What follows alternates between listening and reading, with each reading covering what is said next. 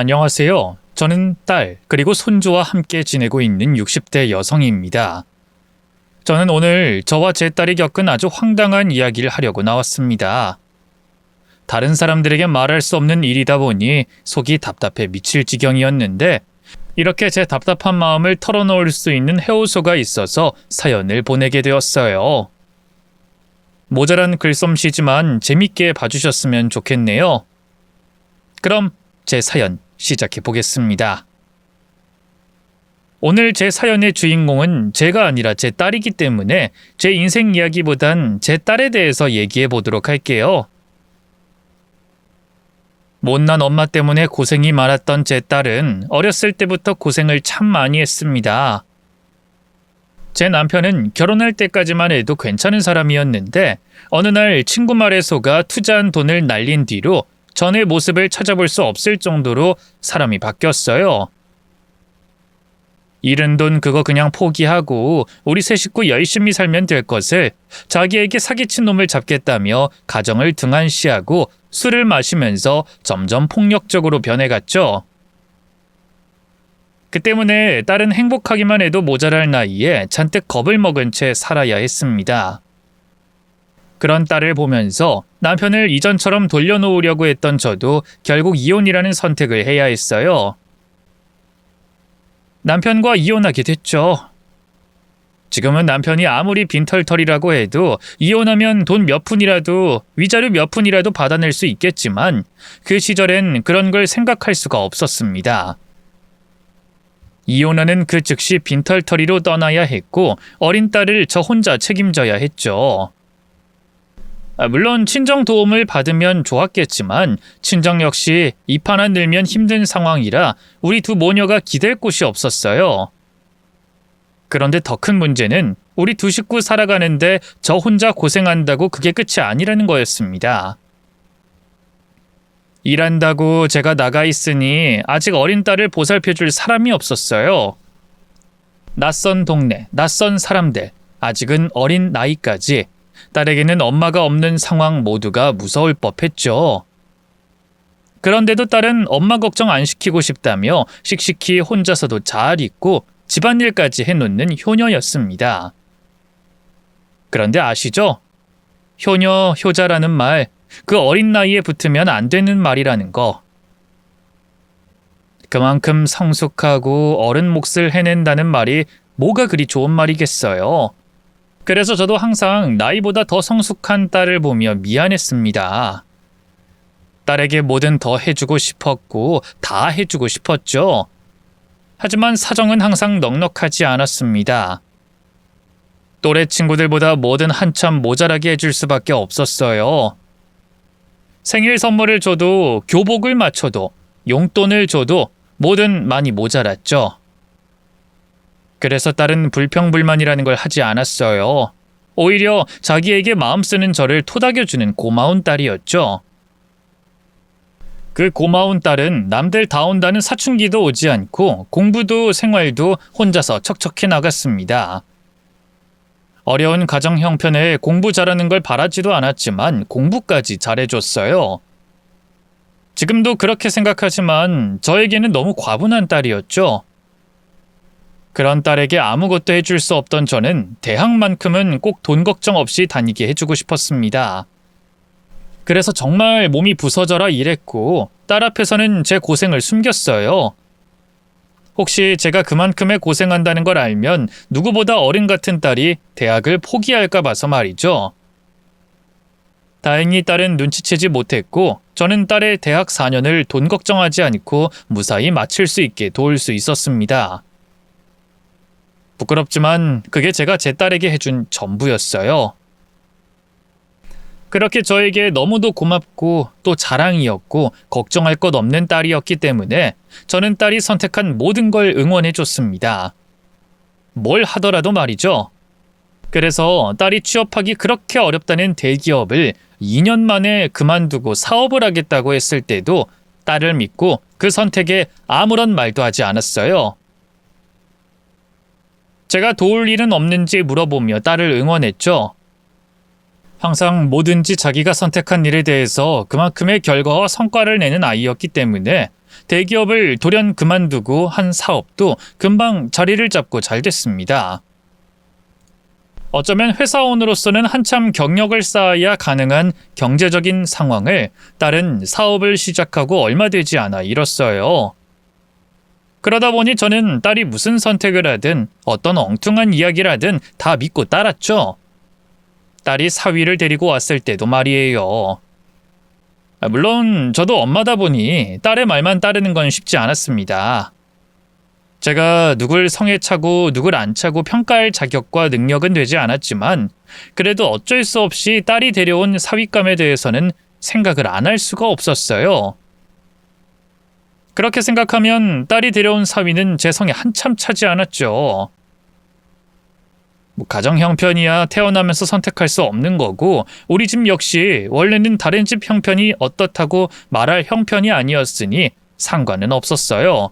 그런데 딸이 데려온 사위 능력이 딸에 비해 모자라도 너무 모자랐던 겁니다.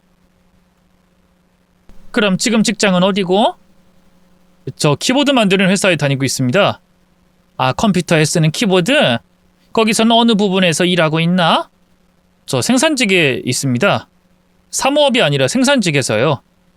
아, 그래? 뭐 생산직도 괜찮지. 땀 흘려 열심히 돈 버는 게 얼마나 의미 있는데. 그리고 생산직도 열심히만 하면 돈 많이 번다고 하고. 그런 쪽도 있긴 한데 전 그렇게까지 벌진 못합니다. 사실 이 부분에 대해서 숨길 수도 있겠지만 뭐 사실대로 장모님께 말씀드려야 할 것 같아서요. 저 지희에 비하면 한참 못 법니다. 오히려 제가 집안일 하는 게 더 나을 정도로 제가 버는 돈이 저희 생활하는 데 도움이 되진 않을 거예요. 그렇게 제가 많이 모자란다는 건 알지만 저 지희 정말 누구보다 사랑합니다. 이 세상 누구보다 지희를 사랑하고 감히 말씀드리지만 장모님보다 지희를 사랑한다고 말씀드릴 수 있어요. 정말입니다. 지희 평생 사랑하겠습니다. 정말 잘할 테니 결혼 허락해 주십시오. 예비 사위의 패기가 누군가에게는 좋게만 보이겠지만 전 아니었습니다. 제 남편도 평생 변하지 않을 사랑을 제게 약속했으니까요. 그러다 보니 사위가 제 딸을 누구보다 사랑하겠다고 한 말은 제게 전혀 신뢰가 가지 않았어요. 그 결혼 허락하고 싶지 않았습니다. 그런데 제 딸이 제게 말하더라고요. 엄마, 이 사람 진짜 날 사랑해. 이 사람이 말한 것처럼 이 사람보다 날 더 사랑하는 사람은 없어. 자기 자신보다 날 더 사랑하는 사람이야. 돈 그까짓 게 뭐가 중요해. 돈 보고 조건 보고 사랑하는 게 그게 사랑이야? 그냥 앞으로 결혼해서 잘 살 확률 높이는 것밖에 더 돼? 그리고 돈이라면 이미 내가 모자라지 않게 벌잖아. 이 사람이 내 돈 때문에 결혼하는 것도 아니고 결혼해서도 자기 일 계속하겠다고 했어. 우리 정말 서로를 사랑해. 그거면 충분하지 않겠어? 내가 이 사람을 내 평생의 반려자로 같이 하고 싶다는데? 딸이 평생 같이 하고 싶다는데 제가 어떻게 반대할 수 있겠습니까? 제가 뭐 그렇게 좋은 엄마라고. 제가 딸에게 뭘 해줬다고. 그리고 겨우 제 경험 때문에 사위를 신뢰하지 않았던 거잖아요. 사위는 제 전남편과 다를 수 있잖아요. 그래서 결혼을 허락했죠. 이후 두 사람은 정말 행복하게 살았어요. 마치 제 망설임이 기우였다는 것처럼 옆에서 보고만 있어도 미소가 지어지는 부부가 됐습니다. 딸이 사위에게 잘하기도 했지만 사위가 정말 딸에게 잘했어요. 여보, 오늘 고생했어. 이건 우리 만난 지 821일 된 기념 꽃다발. 이건 우리 결혼한 지 134일째 된 기념 꽃다발. 어때? 예쁘지? 근데 이게 끝이 아니야. 당신이 어제 먹고 싶다고 한 음식 내가 해놨... 장모님. 뭐야. 아무리 서프라이즈라고 해도 그렇지 집에 누가 들어왔는지 보고해야지. 나 엄마랑 같이 온다고 문자까지 했는데. 아, 내가 조금 전까지 요리하고 있느라. 장모님 죄송합니다. 많이 놀라셨죠? 같이 들어오시는지 모르고 그만. 아이, 죄송하긴 왜 죄송해. 그리고 놀라긴 놀랐는데 보기 좋고 내가 고맙기만 하구만. 지희가 맨날 기념일이고 서프라이즈라고 하더니 그게 거짓말이 아니었네. 우리 지희가 자네에게 이렇게 사랑받고 산다고 하니 내가 기분 좋고 기쁘네. 우리 지희가 자네에게 시집 정말 잘 간 것 같아. 신혼초 때는 누구나 깨가 쏟아진다고 말하겠지만 아무리 깨가 쏟아진다고 해도 그걸 매일 할 수 있겠어요? 그런데 사위는 정말 매일 딸에게 기념일을 선물해줬고 매일같이 사랑을 표현했습니다. 저로서는 사위에게 너무 고마운 일이었어요. 딸을 이 세상에서 가장 행복하게 만들어주는 사람이었으니까요. 당연히 저도 사위를 좋아하게 되었고 진심으로 사위를 대하게 됐습니다. 그렇게 딸과 사위는 둘만의 행복을 쌓아갔고 저는 두 사람을 보며 안심하고 더 행복해했어요. 그러다 두 사람에게 소중한 아이까지 찾아오며 이 행복은 더 깊어지고 오래갈 거라고 생각했죠. 그런데 그 영원할 것 같았던 행복이 단 한순간에 산산조각 났습니다. 딸아이에게 교통사고가 난 거예요. 주말을 맞아 친정에 오겠다는 딸을 기다리던 제게 전화 한 통화가 걸려왔습니다. 사위 번호로 걸려온 전화였는데 평범한 전화라고 생각했어요. 그런데 청천벽력 같은 소리를 하는 겁니다. 장모님 큰일 났습니다.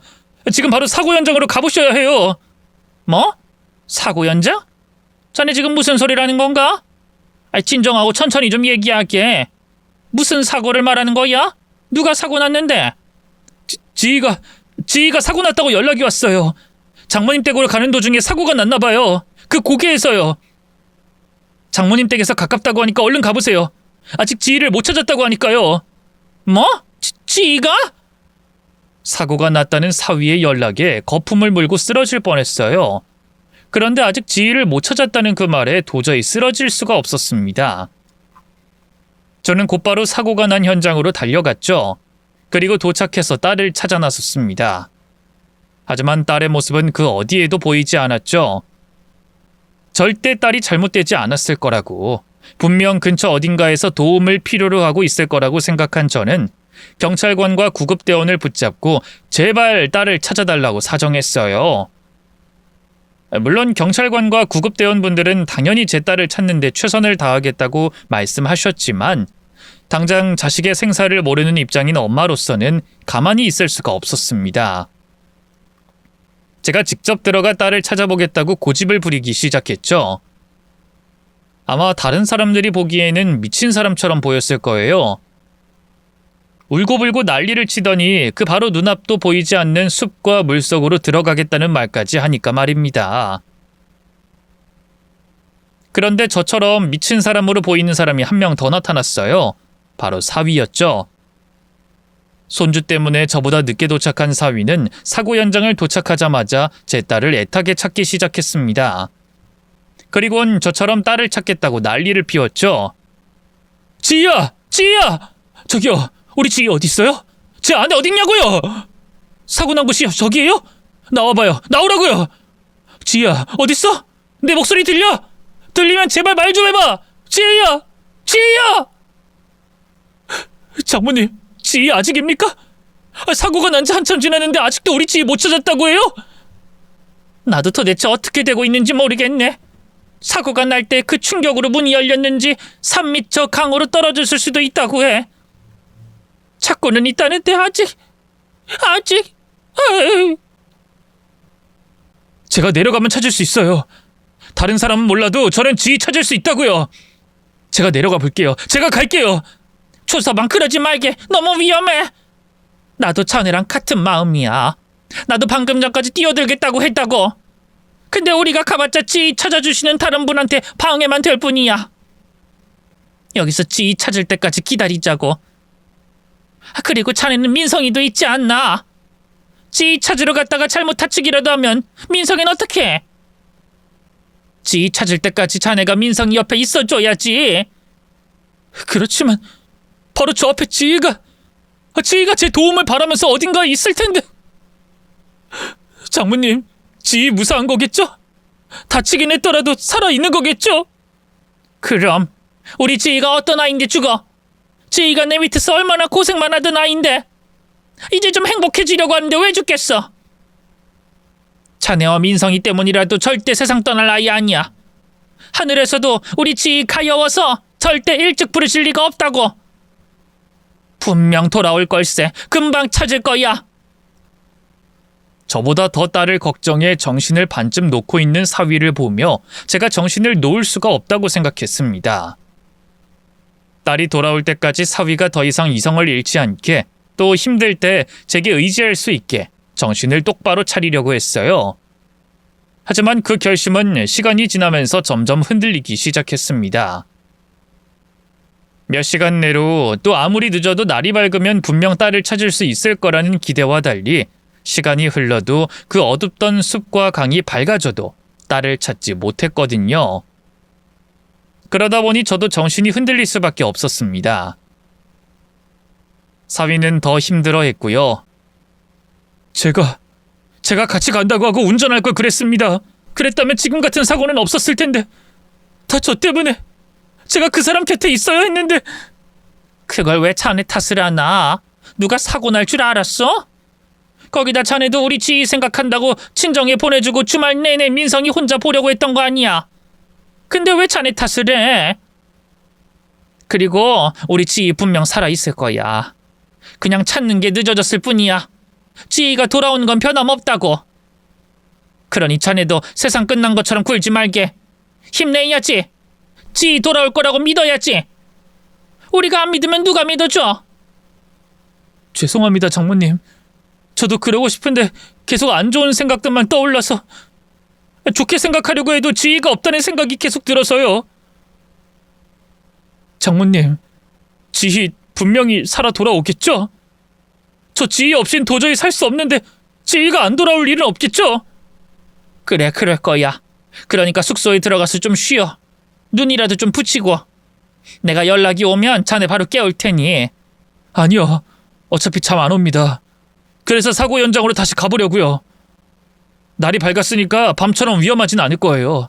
아무래도 제가 직접 지희를 찾아봐야 할 것 같아요. 제가 가면 지희 찾을 수 있을 것 같아요. 정신을 똑바로 차리겠다는 저도 흔들려서 오만 잘못된 생각이 떠오르는데 사위는 얼마나 더 하겠어요. 밤새 자책하던 사위는 날이 밝도록 딸의 소식이 들려오지 않자 더 불안해하기 시작했죠. 거기다 어젯밤처럼 딸을 직접 찾아 나서겠다고 했습니다. 저도 같은 심정이었고 날이 밝자마자 사고 현장 인근을 조심히 수색하기도 했어요.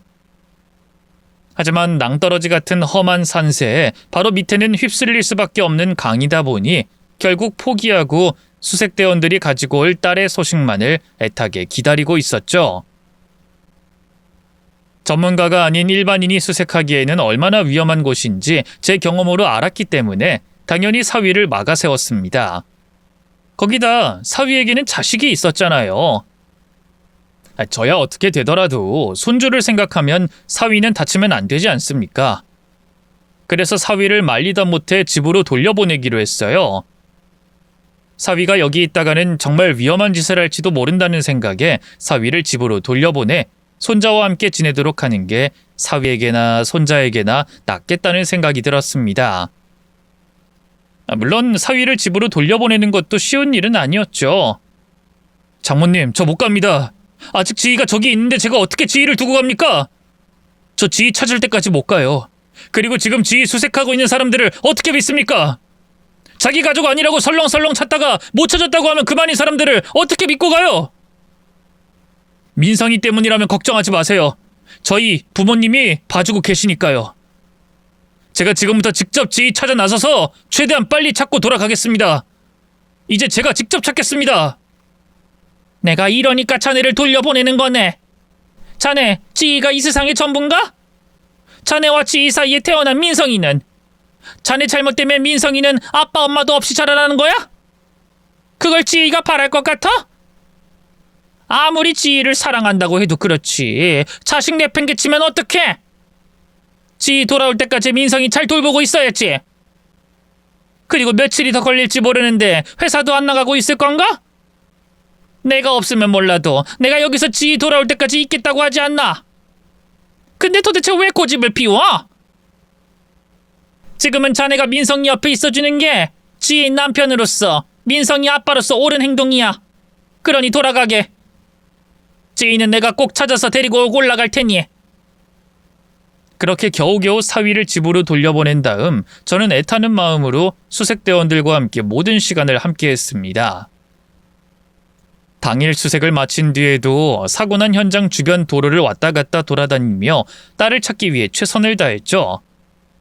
하지만 딸의 흔적은 사고가 난 첫날 이외에 그 어디에서도 찾아볼 수 없었습니다. 수색하던 경찰과 수색대원들도 더 이상의 수색은 진행하기 힘들다고 말했어요. 그 말의 뜻은 제 딸이 더 이상 이 세상 사람이 아니라는 말과도 같았죠. 물론 엄마인 저는 인정할 수 없는 현실이었습니다. 그래서 사비로 사람을 구해 딸을 수색했어요. 그러고도 며칠이 지났지만 간절히 바라던 소식은 들어오지 않았습니다. 그때부터는 매일 전화로 딸의 수색이 어느 정도 진행이 되었는지 다른 소식은 없는지 묻던 사위의 전화가 부담되기 시작했어요. 사실대로 현재 상황을 공유할 수도 있었지만 그랬다간 또 다른 일 제쳐두고 손주 민성이도 두고 내려와 딸을 찾는다고 할까봐 제대로 알리지도 못하고 있었던 상황이었죠. 하지만 딸의 흔적을 조금도 찾을 수 없는 상황에서 숨긴다고 마냥 숨길 수 있는 일도 아니었으니 결국 경찰과 수색대원들이 철수한 내용들을 전하게 됐습니다.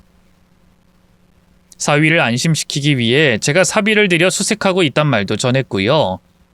네? 철수를 해요? 사람을 못 찾았는데 철수하는 게 말이 됩니까? 자기 가족이 그렇게 됐다고 해도 철수할 거래요? 그 사람들이 우리 찌이만 찾는 사람들도 아니지 않나. 다른 할 일도 많은데 이제까지 찾아준 것만으로도 감사해야지. 그래도 내가 사람 구해서 찌이 찾고 있으니 너무 걱정하지 말게. 찌이 소식 내가 꼭 가지고 갈 테니. 역시 그런 놈들 믿는 게 아니었는데 며칠 찾다가 돌아갈 놈들이 찾으면 얼마나 열심히 찾는다고. 그래서 제가 말씀드리지 않았습니까? 제가 직접 찌이 찾겠다고. 역시 제가 내려가야겠어요. 제가 직접 찌이 찾겠습니다. 자네 왜 또 정신을 못 차려? 내가 저번에 한 말 잊었나? 민성이 옆에 두고도 느낀 게 없어? 여긴 내가 있겠다고 하지 않나? 지금 자네 민성이 옆에 있어야 한다고 하지 않았어? 자네 내려올 생각하지 말게. 내려오면 내가 나중에 찌이한테 전부 다 말할 거야. 자네가 민성이 홀로 내버려둔 거 다 말할 거라고. 그럼 우리 찌이가 퍽이나 좋아하겠어. 퍽이나 잘했다고 말하겠어. 그치만 지금 며칠이 지났는데. 자네 마음 알아. 나도 자네 마음과 같으면 같았지 덜하진 않아. 근데 어쩌겠나. 지금 자네가 있어야 할 곳은 민성이 곁인데. 그러니 찌이는 여기 있는 내게 맡겨두고 자넨 민성이가 엄마의 빈자리 느끼지 않게 잘 좀 다독여주게. 알겠지? 다행히 사위는 제 호통에 말귀를 알아들은 것 같았습니다. 내려오겠다고 고집을 부리는 대신 자기 일 대신에 꼭 좀 부탁한다고 말했죠. 그 말에 한숨은 돌릴 수 있었습니다만 여전히 마음이 놓이지 않았습니다. 정신이 나갔던 사위의 모습을 직접 봐서 그랬을까요? 과연 사위가 손주를 잘 돌보고 있을지 의심이 들었어요. 혹시 소식 하나 없는 아내를 걱정하며 매일같이 술을 마시고 있는 건 아닐지, 그래서 손주 민성이가 방치되고 있는 건 아닌지 걱정이 되기 시작했죠. 결국 저는 손주가 너무나도 걱정된 마음에 직접 사위의 집으로 올라가게 되었습니다. 손주에게 이상은 없는지 확인도 할 겸 사고 이후 소식 없는 아내의 빈자리로 인해 집안이 엉망일 사위네 집도 정리하고 사위도 챙겨줄 겸 말입니다. 당연히 사위에게는 말하지 않았어요. 만약 제가 올라가겠다고 말하면 사위는 그 사이에 지희가 어쩌니 저쩌니 말하면서 난리를 피울 게 뻔했으니까요. 어차피 수색해 주시는 분은 제가 있거나 없거나 지희를 찾는 데 최선을 다해 주실 건데 말이죠. 그렇게 사위에게 말하지 않고 사위네 집으로 갔고 사위네 아파트 단지 안으로 들어갔습니다. 아파트 단지 안에 들어온 저는 사위에게 전화를 걸어 집에 있는지 확인하려고 했어요. 그때 아파트 단지 벤치에 앉아있는 사위를 보게 됐죠. 그런데 벤치에 앉아있는 사위는 혼자가 아니었습니다. 혼자가 아니었을 뿐더러 옆에 있던 여자와 무슨 재밌는 이야기를 하는지 깔깔거리며 앉아있었어요. 한눈에 봐도 보통의 관계가 아닌 것처럼 말이죠. 저는 수상한 사위의 모습을 확인하곤 곧바로 몸을 숨겼고 사위와 그 여자가 무슨 사이인지 알아내기 위해 주차되어 있던 차 밑을 기어다니며 두 사람에게 최대한 가까이 접근했습니다. 그리고 놀라운 이야기를 듣게 됐어요. 뭐? 진짜? 어떻게 그렇게까지 연기를 해? 오빠 진짜 연기 잘한다. 혹시 지금 내 앞에서도 연기하고 있는 거 아니야? 나한테 사랑한다는 말 거짓말 아니냐고. 야, 농담이라도 그런 말 하지 마. 내가 널 얼마나 사랑하는지 알면서 그런 말을 하냐? 나 정연이 너 만나는 동안 단 한 번도 거짓말하거나 연기한 적 없어. 내가 널 얼마나 사랑하는데. 너도 알잖아. 내가 널 얼마나 사랑하는지. 그리고 어떤 결심까지 했었는지. 그런데 어떻게 거짓말을 했냐고 물어봐. 아이고, 우리 강아지 서운했어요? 내가 오빠 마음 몰라준다고 서운했어? 나도 당연히 농담하는 거지. 그만큼 오빠가 연기를 잘하길래 한 말이었어. 그러니까 서운해하지 마. 나 오빠가 나 얼마나 사랑하는지 안다니까? 내가 모르면 누가 알아? 아무 농담이라고 해도 그런 말 하지 마. 아우 진짜 삐지기는. 알았어. 앞으로 절대 안 그럴게. 그나저나 우리 돈 받으면 어떻게 할 거야? 오빠 장모라는 여자 쉽게 연락 끊을 사람 같지는 않던데. 거기다 민성이도 있잖아. 글쎄 어떡할까? 나도 장모가 이렇게까지 날 가깝게 생각하는 줄 몰랐거든. 아, 예상보다 골치 아파지게 생겼어. 그럼 우리 돈 들어오면 필리핀이나 태국으로 도망갈까? 거기서 몇 년 지내면 자연스럽게 그 장모라는 여자랑 연락 끊기지 않겠어? 오, 그것도 좋긴 좋네. 동남아에서 잠깐 지낸다고 돈이 많이 드는 건 아니니까. 당장 내일부터라도 대충 1년에 얼마 정도 드는지 알아봐야겠는데? 근데 보험금 받을 수 있는 건 맞지? 왜 보험사에서 보험금 안 주려고 시간 끌고 트집 잡고 그런다고 하던데. 거기다가 사고가 난 건 맞지만 아직 오빠 부인 못 찾았잖아. 그런데도 사망한 게 인정돼? 사망을 인정하고 말고 그런 건 보험사에서 판단하는 게 아니라 관할 관청이나 장들이 하는 거야. 그런데 이미 경찰 측에서도 사망했다고 판단하는 걸 자기들이 뭐라고 트집을 잡고 안 주려고 해? 보험금 청구했는데 안 주잖아? 그럼 이자까지 계산해서 줘야 한다? 사망보험금 주는 것도 배 아픈 마당에 이자까지 쳐서 주려고 하겠어? 그러니까 보험금 받을 수 있냐 없냐 그거 가지고는 걱정하지 마. 뭐 장모가 사망신고 못하게 할 것 같아서 걱정이긴 한데 뭐 자기가 뭐 어떡하겠어. 내가 남편이고 내가 신고하는 사람인데. 그리고 내가 사고 낸 것도 아니잖아. 그러게 어떻게 이런 타이밍에 딱 잘 죽어준 거래? 나 오빠가 부인이 사고 났다고 하길래 처음에 거짓말하는 건 줄 알고 난 믿었잖아. 그러다 진짜라는 걸 알고 내가 무슨 생각한 줄 알아? 아, 우린 진짜 인연이다.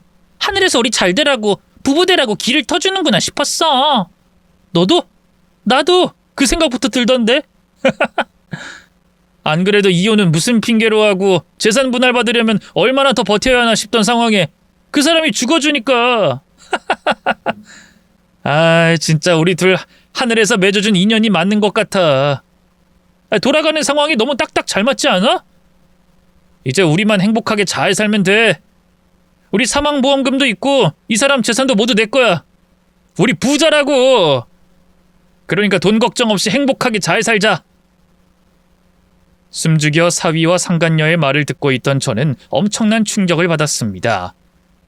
마치 100톤, 1000톤의 망치로 머리를 한 대 맞은 것처럼 멍했어요. 뭐라고 할까? 머리랑 몸이 따로 흔들린다고 할까요?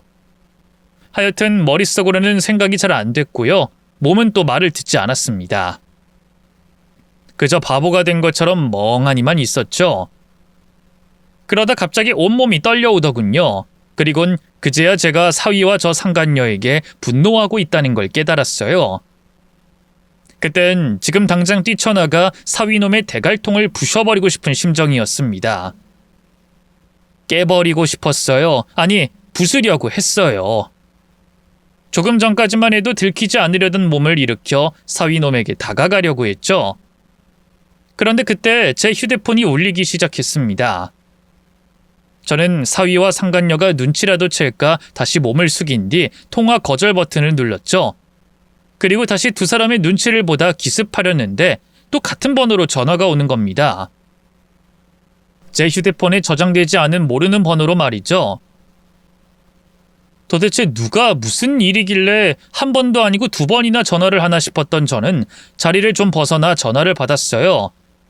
받자마자 짜증을 냈는데 1초도 되지 않아서 제 말문이 막히고야 말았습니다.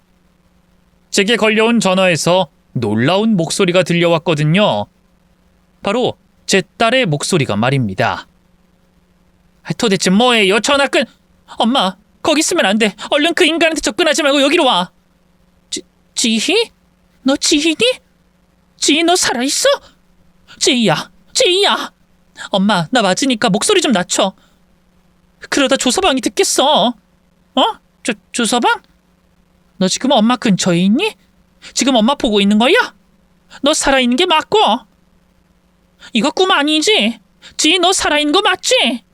응, 맞아. 그러니까 진정해. 그리고 그 사람한테 들키지 말고 내가 말하는 대로 와. 절대 그 인간한테 들키면 안 돼. 알겠지? 알겠어. 엄마가 어디로 가면 돼? 지희 너 보려면 어디로 가면 돼? 죽은 줄로만 알았던 딸의 연락이었습니다. 얼마나 놀랍던지 꿈인가 생신가 했죠. 만약 꿈이라고 해도 좋았어요. 그래서 딸이 오라는 곳으로 몸을 숨기며 급히 뛰어갔습니다. 딸의 말에 따라 도착하니 주차장 한편에 차가 한 대 서 있었어요. 아주 진하게 썬팅이 되어 있는 차가 말이죠. 그 차의 운전석 창문이 내려갔고 그 안에 정말 딸이 있었습니다. 딸이 무사한 모습에 안도와 함께 놀랐던 저는 몸이 뒤로 넘어갔어요. 넘어가는 제 몸을 딸이 붙잡아줬고요. 제 팔을 붙잡아주며 느껴지는 그 감촉 덕분에 딸이 정말 살아있음을 다시 한번 느끼며 기뻐했습니다. 기뻐 어쩔 줄 몰라 하는 그런 저를 딸은 급히 차에 태웠고요. 정말 살아있었구나. 네가 살아있었어.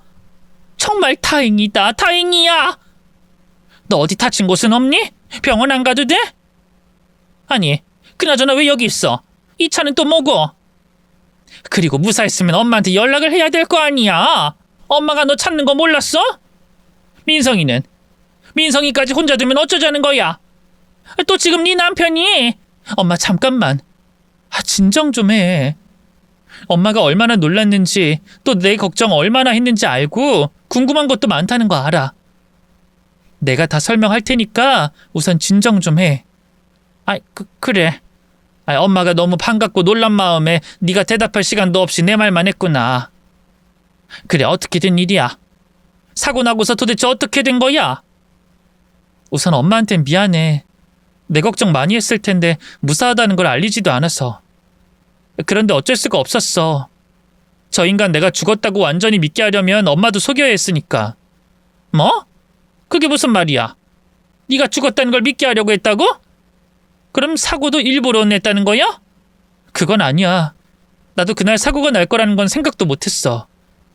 원래 그날은 엄마한테 찾아가서 조서방 바람 피우는 일에 대해서 말하고 어떻게 해야 할지 얘기하려고 간 거야. 나도 사고가 날 줄은 몰랐다고. 그런데 사고가 났고 정말 구사일생으로 다친 곳 없이 사고 현장에서 나올 수 있었어. 그리고 사고 신고를 하려고 휴대폰을 열었는데 휴대폰 화면 속에 조서방이랑 민성이가 보이는 거야. 그 사진을 보면서 내가 죽은 척을 하면 조서방이 뒤를 킬 수 있지 않을까 싶었어. 조서방 뒤를 캐? 뭐, 그 바람 피우는 거? 그거 알아내려고 죽은 척을 했다고? 그게 뭐라고 엄마한테까지 죽은 척을 해? 내가 한 말 이해가 안 되겠지만 사고가 나기 전까진 저 인간 자기가 바람 피우는 흔적 하나도 남긴 적 없었어. 내가 저 사람 뒤를 몇 날 며칠 밟고 사람까지 붙였는데 그때마다 귀신처럼 다 알아차리고 따돌리고 흔적을 지웠다고.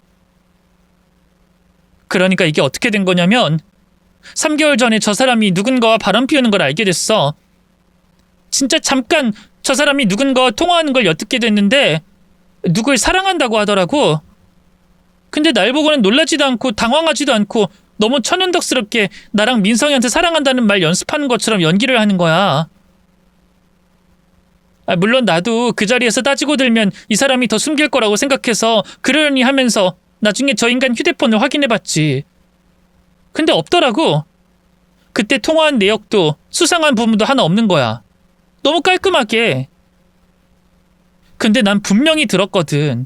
다른 사람한테 사랑한다는 그 목소리를. 그것도 나랑 민성이한테 사랑한다고 하던 목소리와 달랐어. 그러니 분명히 다른 사람이 있다고 생각한 거지. 그날 이후로 나는 저 사람에게 여자가 있다는 걸 확정짓고 뒤룩했어. 근데 저 인간도 자기가 실수한 건 눈치챘는지 조그마한 꼬투리도 잡히지 않을 만큼 철저하게 행동하는 거야. 사람을 따로 붙여도 뭐 하나 나오지 않을 만큼. 그러다 보니 내 확신도 조금씩 내 착각일지도 모른다는 생각으로 바뀌어갔어. 그러다가 착각이 아니라는 결정적인 순간을 포착한 거야. 저 인간이 외도하는 걸로도 모자랐는지 날 해코지하려는 계획 중이더라고. 자기랑 바람난 그 여자와 말이지.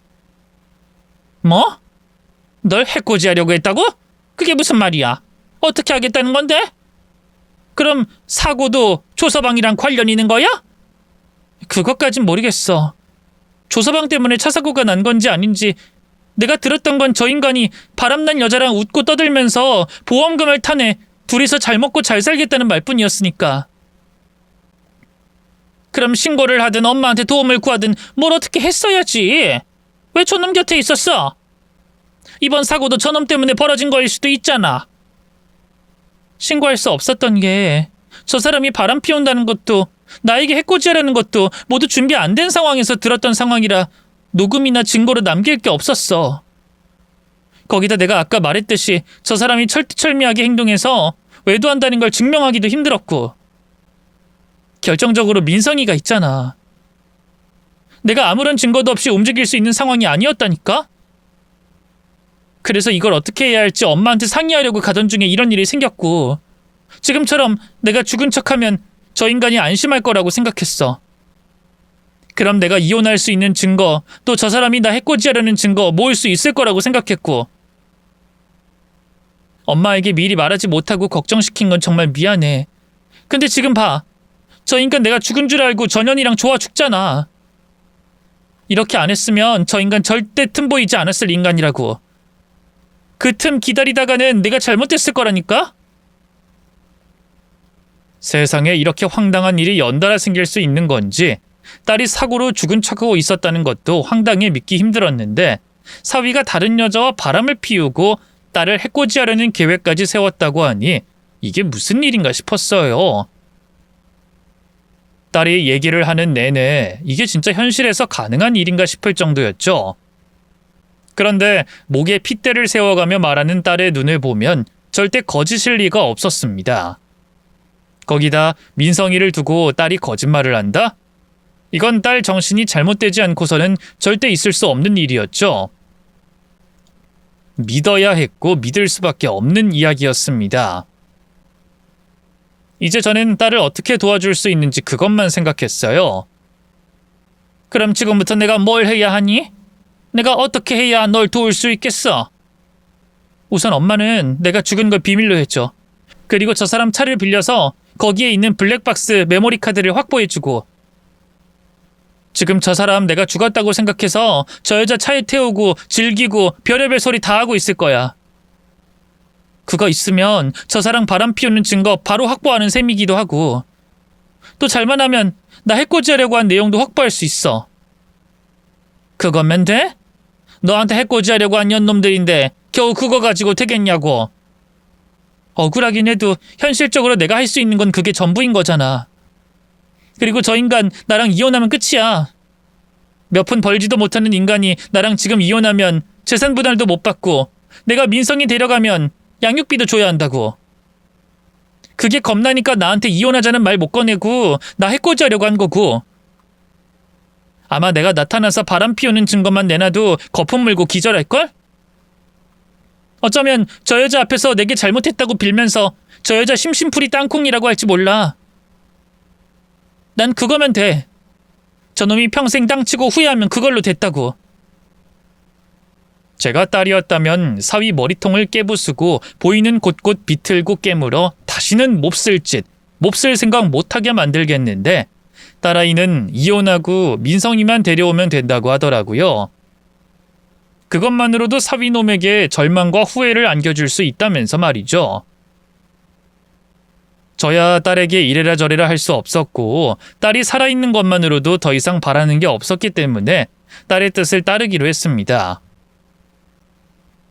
딸아이가 사위의 외도 증거를 모으는 동안 저 역시 딸을 돕기 위해 원하는 대로 움직여줬죠. 사위는 딸이 죽었다고 생각해 방심한 상황이었고 당연히 제가 자기를 의심할 거라는 생각은 조금도 하지 않았습니다. 외도의 증거는 전혀 어렵지 않게 모을 수 있었어요. 그러다 사위가 딸의 사망 신고를 하겠다며 제게 허락을 구하러 온 그날 모든 걸 밝히게 됐습니다. 저 장모님, 아무래도 지희 사망 신고해야 할 것 같습니다. 지희가 이승을 계속 떠돌아다니게 할 수는 없을 것 같아요. 얼마나 힘들겠어요. 장모님 두고 저 두고 민성이 두고 혼자 있는 게.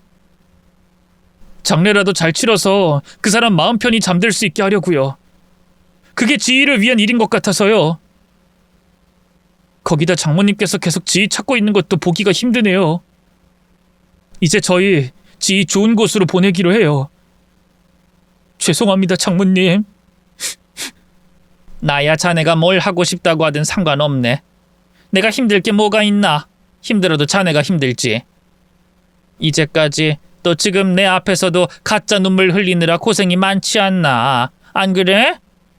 그리고 멀쩡히 살아있는 사람 사망 신고가 되는 것도 아니고 말이지. 네? 그게 무슨 말씀이신지. 장모님 괜찮으세요? 혹시 충격이 크셔서 지희 사고가 난 건 기억하시죠? 시간이 얼마나 흘렀는지 아시고요? 자네 이제는 나까지 치매 환자로 만들려는 건가? 난 멀쩡하네. 아주 멀쩡해. 얼마나 멀쩡한지 이렇게 니놈 귀싸대기도 때릴 수 있어. 장모님 왜 이러세요? 갑자기 제 뺨을 왜? 아휴, 우리 지희가 이러지 말라고 했는데 한 대 때리고 나니까 더 때리고 싶네. 이 시치미 때는 얼굴 보니까 도저히 못 참겠어. 야, 이 새끼야. 네가 감히 우리 지희를 두고 바람을 피워? 거기다 우리 지희를 어떻게 하려고 해? 보잘것없는 새끼. 내 딸 하나 영원히 사랑해줄 것 같아서 결혼 허락해줬더니 이게 딴짓을 해? 이 몹쓸 놈이. 너 오늘 나한테 맞고 그냥 죽어라. 맞고 죽어! 그만하세요! 정말 왜 이러시는 건데요? 바람을 피우다니요? 누구 말입니까? 누가 그런 소리를 해요? 장모님 저 모르십니까? 제가 그런 짓을 할 놈으로 보이세요? 제가 지희 사고당하고 어땠는지 그새 잊으신 거예요? 아니면 제가 지희 사망 신고하겠다고 해서 이러시는 거예요? 제가 하는 말에 사위놈은 놀란 기색 하나 없이 거짓말을 술술 내뱉었어요. 흠칫 놀랄만도 한데 조금도 놀란 모습 없더라고요. 하지만 그런 뻔뻔한 놈도 죽은 줄로만 알았던 제 딸이 나타나자 소리를 지르고 뒷걸음질치며 놀랐습니다. 누구긴 누구야. 당신이 바람 피웠고 내가 그걸 확인했지. 뭐야? 귀신이다! 귀신이야! 야, 누가 귀신이야?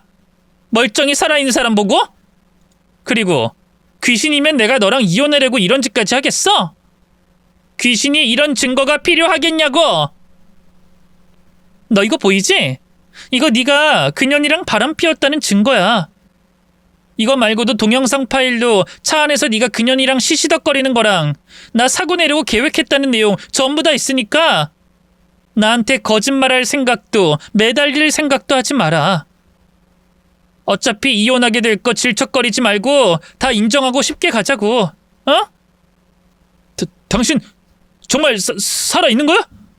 그럼 이 증거들 모으려고 당신 사고 난 척 죽은 척 한 거고? 사고는 진짜 있었어. 다만 네 뒤를 아무리 쫓아도 바람난 증거를 모을 수가 없어서 죽은 척을 해야 했고. 그런데 이렇게 말하는 거 보면 차 사고가 너 때문에 난 건 아닌가 보다? 물론 그렇다고 달라지는 건 없겠지만 나 합의 이혼할 생각은 없거든? 나중에 우리 민성이에게 네가 어떤 놈인지 알려주기 위해서라도 네가 바람 피워서 아내인 나를 어떻게 하려고 해서 이혼했다는 거 서류로 남길 거야. 그리고 너랑 그년 괘씸해서 위자료도 받아야 하겠고. 여보, 내가 잘못했어. 정말 내가 잘못했어. 내가 잠깐 미쳤던 것 같아. 근데 당신 사라지고 내가 깨달았어. 난 당신 없이는 안 된다는 걸. 나 당신이 죽은 줄로 알았던 동안 진짜 힘들었어. 물론 그 여자 앞에서는 표현 못했지만 진짜 힘들었다고. 근데 민성이도 키워야 하고 민성이 엄마의 자리를 채워줄 사람이 필요하다 보니까 그 여자랑 헤어지지 못하고 있었던 거야. 진짜야. 이 새끼가 진짜. 내가 너 이렇게 나올 줄 알고 조금 전에 그렇게 말했는데 아니나 다를까 더럽게 나오네. 야, 내가 너 질척거리지 말라고 했지? 여기 이 증거 안에 다 있다니까? 네가 웃고 즐기고 나 죽어서 신난 모습 다 있다고. 이 버러지 같은 놈아. 네가 어떤 짓을 하든 간에 내 생각 바뀌지 않으니까 꺼져. 그리고 민성이 이 집에 놓고 가라. 어차피 이혼하고 민성이 내가 데리고 갈 거니까. 여보, 제발. 그래, 민성이를 생각해서라도 이런. 장모님. 이게 끝까지 정신을 못 차리지? 너 지금 당장 안 꺼지면 그 대갈통이고 관절이고 다 깨버린다. 내가 너 깨버리겠다는 거 내 딸이 말려서 겨우 참고 있는 거야. 그러니까 당장 안 꺼져. 계산이 빨랐던 사위는 딸이 말한 것처럼 금방 태도를 바꿔 딸에게 잘못했다 빌어왔어요. 딸이 죽고서 힘들었다는 거짓말까지 금방 만들어내면서 말이죠. 하지만 사위가 어떻게 나올지 다 알고 있었던 딸과 저에게 씨도 안 먹힐 소리였죠. 오히려 매를 버는 소리였습니다. 결국 사위는 제 손바닥 매질에 도망치듯 집을 떠났어요. 그리고 그날 이후 딸은 사위와 이혼 소송을 시작했죠. 소송은 싱거울 정도로 쉽게 끝났습니다. 물론 소송이라는 게 아무리 쉬워도 신경을 안 써도 안 힘들 수 없겠지만 다른 사람들에 비하면 아주 쉽고 편히 판결 났어요. 제 딸이 잘못한 게 하나도 없었고 사위가 한 잘못은 다 까발려졌으니까요. 딸은 이혼할 수 있었고 민성이에 대한 양육권과 친권을 가지게 됐습니다. 또 사위에게 매달 일정 금액의 양육비를 지급받는 판결도 받았죠. 딸이 원하던 대로 됐고 소송이 끝났을 땐 사위 얼굴이 죽을 상을 하고 있었습니다. 또 그 일 때문인지 모르겠지만 사위와 그 상간녀 둘이 다투고 헤어진 것 같더라고요. 정말 웃기지 않나요? 사람 해코지할 생각까지 하면서 만난 것들이 돈 때문이든 소송 때문이든 겨우 그것 때문에 헤어지다니 말이죠. 어쨌든 딸은 사위와 헤어지게 되면서 모든 게 잘 끝났습니다. 지금까지도 아들 잘 키우면서 저와 같이 행복하게 잘 살고 있고요. 딸에게 벌어졌던 일을 생각하면 구사일생으로 살아난 사고 때문에 아찔하기도 하고 어떻게 그 순간 그런 생각을 했나 싶어 딸이 대단하게도 보입니다. 또 사위와 그 상간녀 때문에 어쨌든 제 딸에게 이혼녀 딱지가 붙고 아빠 없이 사는 민성이로 인해 열받기도 하고요.